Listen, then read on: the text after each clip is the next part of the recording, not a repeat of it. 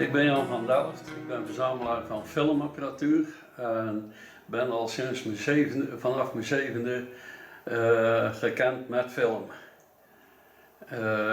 Dat is gekomen door een apparaat dat bij ons thuis is gekomen, omdat mijn vader een elektromotortje nodig had en bij die projector zat een elektromotor, maar hij moest wel alles meenemen of hij kreeg niks. Dus zodoende is die eerste projector bij ons gekomen. Mijn vader is gestorven toen ik 7 jaar oud was. En we hebben altijd wel met dat ding zitten spelen. Maar toen ik getrouwd ben, heb ik hem meegekregen van mijn moeder. En dan heb ik hem gerestaureerd. Dan heb je één projector, dan komt er een projector bij met een heel ander systeem. En op een gegeven moment een kleine 600. Deze projector, dat was de eerste projector die bij ons thuis binnenkwam. En dat is een Pathé Renforcé van 1912. Daar hebben we zelf een lampenhuis, er heeft een paar zelf een lampenhuis achter gebouwd. En daar hebben we film mee gedraaid. Toen mijn pa is overleden, ja, dan zijn we zelf verder aan het knutselen gaan met dat ding. En dan hebben we best nog wel veel film meegedraaid. Alleen de films die we hadden, waren eigenlijk levensgevaarlijk, want dat waren brandbare films. En dan zaten we met z'n allen in een kleine schuur bezig met film te draaien. Dus als daar iets gebeurt, dan weet ik nog niet hoe het afgelopen had. Die schijf die ronddraait, dat is een vlinder. En dat houdt in dat op het moment dat de film verschoven wordt, een blind stuk voor de lens zit. Anders krijg je alleen maar vegen en dan krijg je geen beeld. En dat is bij alle projectoren hebben een vlinder. Deze projector, dat is 35 mm power. Dat is een Amerikaanse projector die je hier heel weinig ziet. Maar ja, je ziet wel, die heeft dus ook weer een vlinder.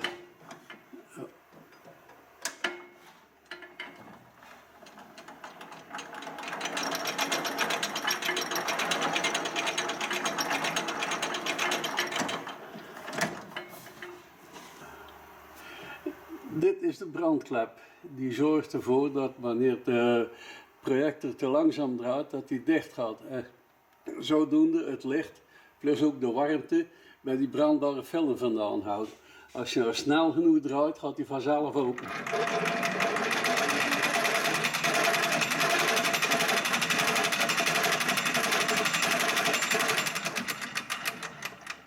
En dan moet hij terug dichtvallen. Dan heb je verschillende manieren van transport. Als je naar deze projectoren kijkt, die hebben allemaal een Malteserkruis.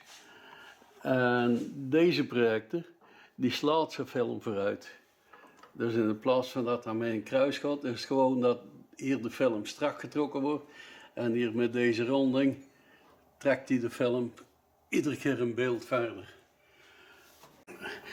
Dit is een Malteserkruis. Deze is uit een Philips projector. En die zorgt ervoor dat dus iedere keer je beeld getransporteerd wordt en ook weer een tijd stilstaat. Op het moment van transport, dus dit moment, dan is het licht afgesloten door een vlinder. Dus dan krijg je transport en dan krijg je dus het beeld weer. Je hebt veel verschillende filmformaten. De meest gangbare is 35, 16 en Super 8. Maar daartussen zat, net zoals deze, 28 mm. Deze heeft dus een eigen dynamo, dus als daar ermee begint te draaien, dan kan de lamp gaan branden.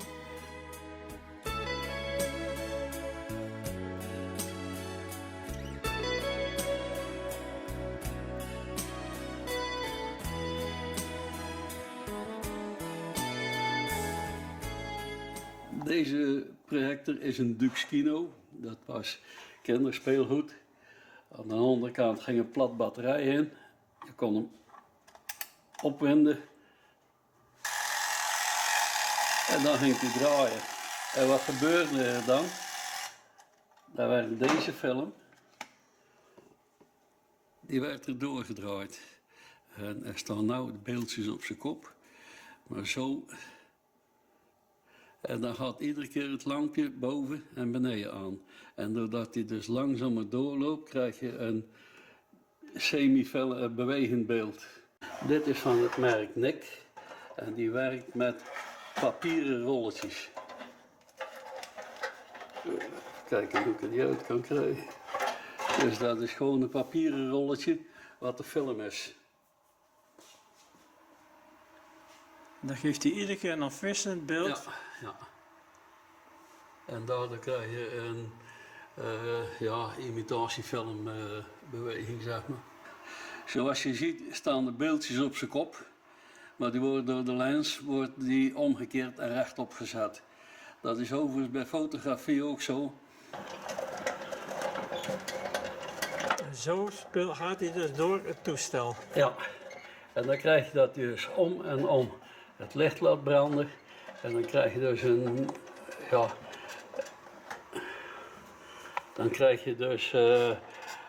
het gedachte van een filmbeeld. Dit is de Pathé Cocorico. Dat is zowel projector en dan zitten er van die filmrolletjes in.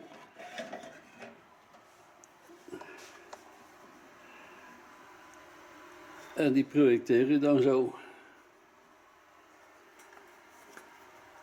Ik weet niet waar je het kan zien.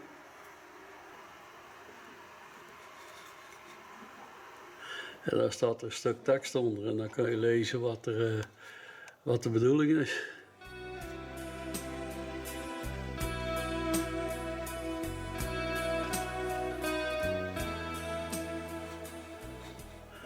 En dit toestel kan je op twee manieren gebruiken. Je kunt hem gebruiken om hem hierin te zetten en te projecteren. Maar je kan hem ook gewoon zo bekijken.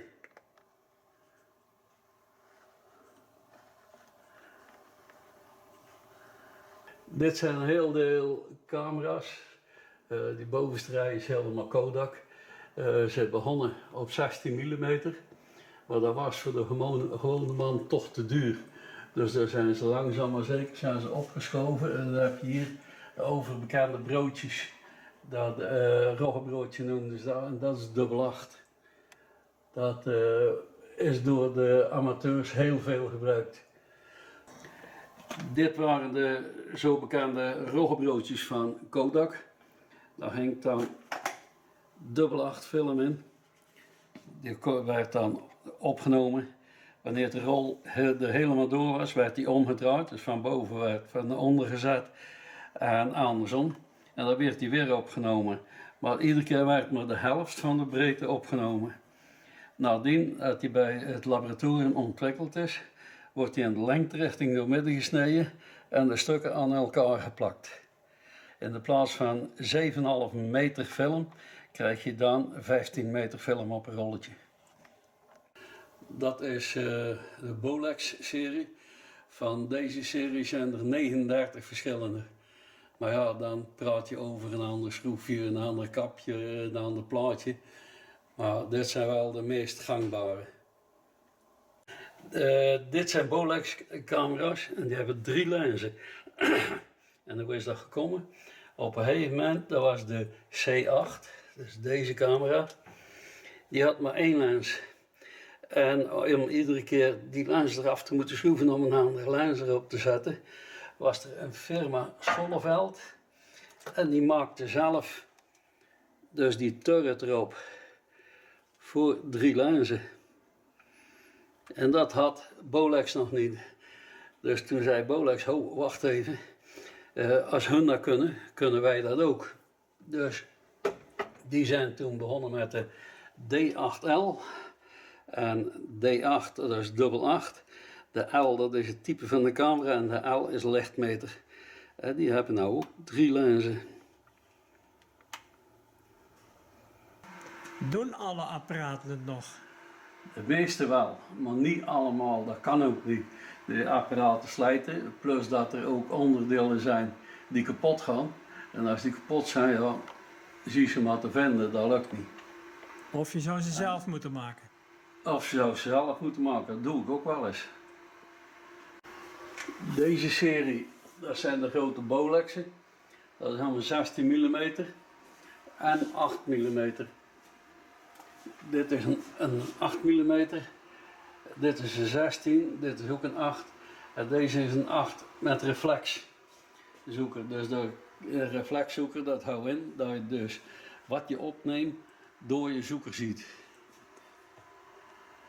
Kijk, bij deze camera zitten 3 lenzen met verschillende brandpuntsafstanden. En ja, dat was toch ook op een gegeven moment weer wat te moeilijk. Dus gingen ze kijken naar een zoomlens. En een zoomlens, dan kun je dus al die brandpuntsafstanden creëren door binnen in de lens te verschuiven. Dus als je deze ziet, dat is een zoomlens. Dus daar verschuif je dus het binnenwerk van de lens mee. En dan kun je dus in- en uitzoomen. Dit zijn Bell & Howell camera's, Amerikaanse camera's. Die werden dus gebruikt ook in de oorlog. Met dit soort camera's zijn ze dus ook geland in Normandië. Deze is van na de oorlog, maar deze is van in de oorlog. En dat was 16 mm. Dus een opwindsleutel voor het veerwerk. En dan als je een grotere broer, dat is de 35 mm. Werkt op precies hetzelfde principe. Dat is dus opwinden. En dan krijg je hier met 3 lenzen. Alleen dan zou je denken dat is ook een Bell & Howell. Echter, dat is een Rus. En die bouwen alles na. Alleen dat past allemaal net niet. Die camera is een Fuji. En daar kun je dus mee onder water filmen. Dus dat zijn flippers om te zorgen dat je niet te veel beweegt. En hier konden nog lampen op, maar die heb ik nooit gezien. Dus die camera die kun je eruit halen en ook gewoon filmen. Dus dat is gewoon om het drijfvermogen te verhogen. Ja, en ook te zorgen dat je een beetje stabiel bent. Hè. Deze camera is de Arriflex M, 16 mm. En is de opvolger van de ST, die ik in die blimp daar heb zitten. Dat was echt wel behoorlijk professioneel dit. Deze camera maakte alleen veel herrie. Dus wil je daar geluidopnames mee doen, dan moet die speciaal in een blimp gezet worden. Een blimp is een geluiddicht doos. Ook deze camera zit dus weer helemaal opgehangen in rubber om te zorgen dat er geen geluid naar buiten komt. Ook hier is het oculair onderbroken en alles kon van buitenaf bediend worden, maar wel allemaal overal. Hier ook, er zit een stangetje tussen met rubberkoppelingen, alleen om te zorgen dat er dus geen geluid naar buiten kwam. Wat maakt er dan zoveel geluid? De camera op zich, als je een projector laat draaien, dan hoor je ook het ratelen van het geluid. Dat doet die camera ook. En wanneer je dus, deze werd dus gebruikt voor bioscoopfilms en dergelijke, en ook hele grote documentaires, voor eigenlijk van alles. En dan wil je dan natuurlijk geen geluid hebben. Als nou deze camera helemaal compleet is met film, dan weegt hij een kleine 85 kilo. Dus dan ga je dus echt niet meer op vakantie.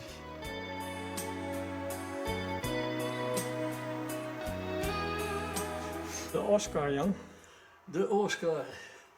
Een hele echte Oscar, gekocht in de winkel in Brugge, van plastic.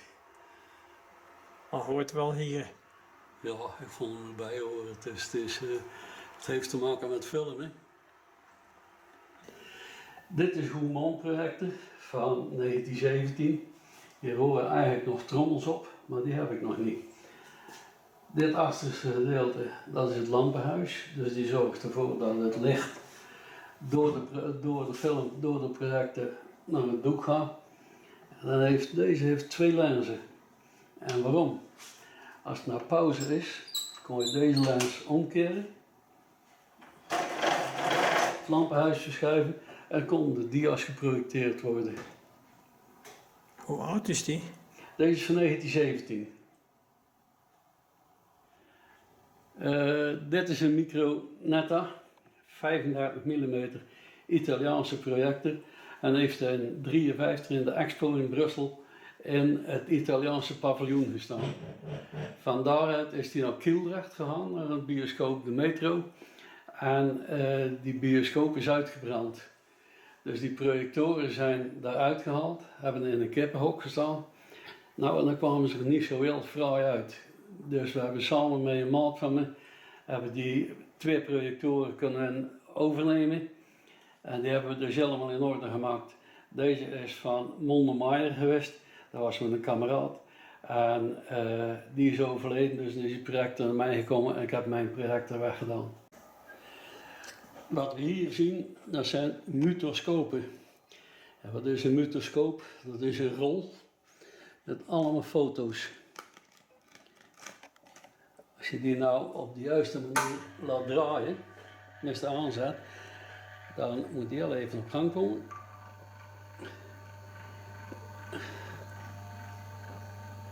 En dan krijg je het beeld. Dit is nou eigenlijk de film, dus iedere keer foto voor foto. En op de film is het dia voor dia wat je laat zien, met 25 beelden per seconde. Laurel en Hardy. Ja. Is dat niet aan slijtage onderhevig? Ja, dat kan je dus zien. Hier zie je dus de slijtage van dit hier. En dan krijg je zo'n slapstick-achtige effect. Ja, die rollen op zich die zijn eigenlijk best wel heel duur.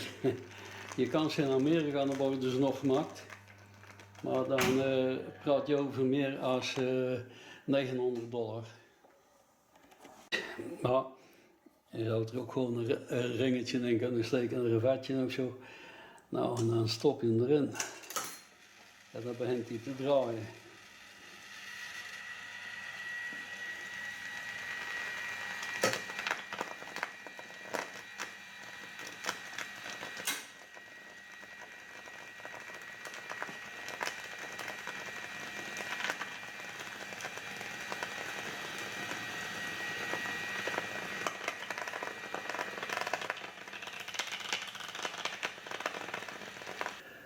Eindelijk hetgeen wat ik 25 jaar geleden aan wou doen. Maar ja, dat is door omstandigheden niet door kunnen gaan. En nou is het wel gelukt. Dus. En dan, ja, mensen zijn welkom. Wel op afspraak, zoveel mogelijk. Dus dan zien we wel. Veel succes met het museum. Ja, dankjewel.